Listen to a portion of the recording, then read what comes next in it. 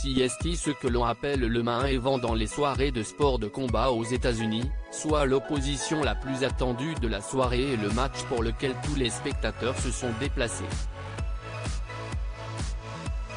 Dans la nuit de dimanche 5 mars, le Français Cyril Gane sera opposé à l'Américain Jon Jones dans un combat qui s'annonce électrique pour la ceinture des poids lourds de l'UFC.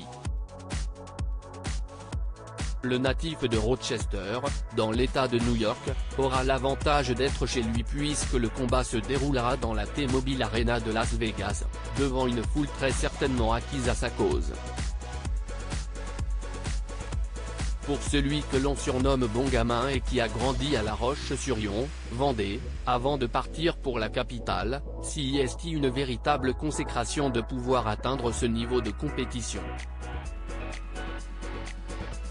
Pas encore très connu en France, où le MA, les arts martiaux mixtes, reste un sport de niche, il est rapidement devenu une grosse star et il compte aujourd'hui plus de 1 million d'abonnés sur Instagram.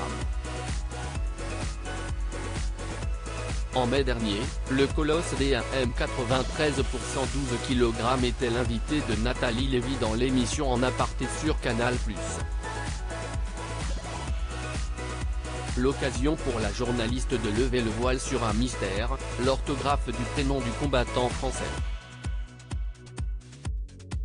Mes parents ont dit, écoute fiston, ce sera Cyril et pas autrement. Très à l'aise face aux caméras, le grand copain d'Achraf Hakimi, est tout sourire lorsque son interlocutrice lui fait remarquer cette différence avec la manière plus classique d'écrire son prénom, Cyril.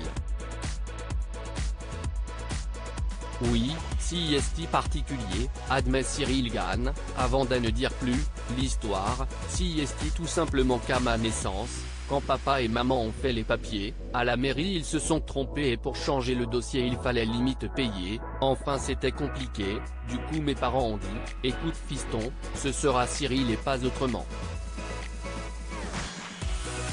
Voilà donc tout le mystère autour de l'orthographe du prénom de Cyril Gane résolu, il s'agit donc tout bonnement d'une erreur de ses parents à la mairie, mais visiblement, le champion ne leur en tient pas rigueur.